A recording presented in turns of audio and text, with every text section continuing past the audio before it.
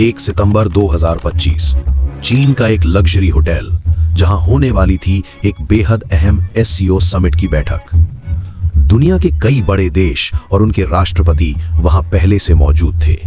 पूरा माहौल उत्साह और सुरक्षा के बीच संतुलित था।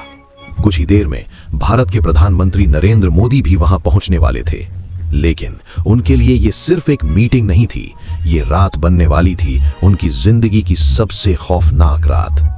ये कहानी है उस खतरनाक साजिश की जो अगर सफल हो जाती तो भारत का इतिहास बदल सकता था। एक रात भारतीय खुफिया एजेंसियों को एक बेहद गुप्त इनपुट मिलता है, कुछ संदिग्ध गतिविधियां, कुछ इनक्रिप्टेड मैसेजेस और एक नाम जो बार बार स्क्रीन पर दिखाई दे रहा था।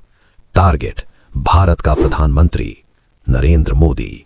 ये कोई साधारण धमकी नहीं थी, ये एक इंटरनेशनल साजिश थी जिसमें कई देशों के खतरनाक नेटवर्क शामिल थे।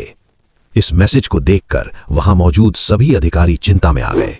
बिना समय गंवाए ये जानकारी तुरंत राष्ट्रीय सुरक्षा सलाहकार अजीत डोवाल तक पहुंचाई गई। जैसे ही ये खबर मिली, पूरी भारतीय इंटेलिजेंस टीम अलर्ट हो गई। अजीत डोवाल के निर्देश पर तुरंत जांच शुरू कर दी गई। जांच जैसे जैसे आगे बढ़ी, एक चौंकाने वाला सच सामने आया। इस साजिश के तार भारत के बाहर जुड़े हुए थे और तभी दुनिया की सबसे ताकतवर खुफिया एजेंसियों में से एक को भी इस साजिश की भनक लगती है। ये देश था रूस, और इस कहानी में एंट्री होती है एक ऐसे नेता की जो अपने सख्त फैसलों और रणनीति के लिए जाने जाते हैं, व्लादिमीर पुतिन। रूस की एजेंसियों को भी एक बेहद खतरनाक इनपुट मिलता है, एक संभावित हमले की पूरी योजना, लोकेशन, समय और हमलावरों का पूरा नेटवर्क। लेकिन सवाल था, क्या ये जानकारी भारत तक पहुंच पाएगी? कुछ ही समय बाद एक गुप्त चैनल के जरिए भारत और रूस के बीच संपर्क स्थापित होता है। कोई मीडिया नहीं, कोई प्रेस कॉन्फ्रेंस नहीं, बस एक साइलेंट ऑपरेशन शुरू हो चुका था। भारत की सभी सुरक्षा एजेंसियां तुरंत एक्शन में आ जाती हैं। एसपीजी, रॉ, आईबी सभी को हाई अलर्ट पर रखा जाता है।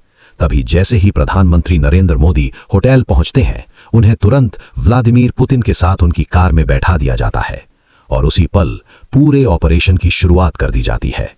हर रास्ते पर नजर, हर इवेंट पर सुरक्षा, हर संदिग्ध व्यक्ति पर कड़ी निगरानी। इस बार रणनीति साफ थी, दुश्मन से एक कदम आगे रहना। लेकिन इस बार शिकार नहीं, शिकारी फंसने वाला था। इंटेलिजेंस एजेंसियों ने पूरा जाल बिछा दिया, लेकिन इस बार हर कदम, हर सेकंड सुरक्षा एजेंसियों की नजर में था। एक एक करके संदिग्ध लोगों को ट्रैक किया गया, कुछ को गुप्त रूप से हिरासत में लिया गया और कुछ पर लगातार नजर रखी गई और आखिरकार हमले से पहले ही पूरे नेटवर्क को खत्म कर दिया गया। ना कोई धमाका हुआ, ना कोई खबर बनी, लेकिन एक बहुत बड़ा खतरा टल गया। ये ऑपरेशन आज भी आधिकारिक रूप से सामने नहीं आया है, लेकिन कहा जाता है कि इस साजिश में कई इंटरनेशनल नेटवर्क शामिल थे जिन्हें भारत की एजेंसियों ने रूस की मदद से पूरी तरह नाकाम कर दिया। और ये हमें एक बात जरूर सिखाता है, दुनिया की सबसे बड़ी लड़ाइयां हमेशा मैदान में नहीं लड़ी जाती, कुछ लड़ाइयां खामोशी में जीती जाती हैं। और ये सिर्फ एक साधारण लड़ाई नहीं थी, ये एक खामोश हमला था, हमारे देश के प्रधानमंत्री नरेंद्र मोदी पर किया जाने वाला एक ऐसा वार जो अगर सफल हो जाता तो सिर्फ एक व्यक्ति नहीं, पूरा देश उसकी कीमत चुकाता। ये साजिश थी चुपचाप वार करने की, बिना आवाज के इतिहास बदल देने की।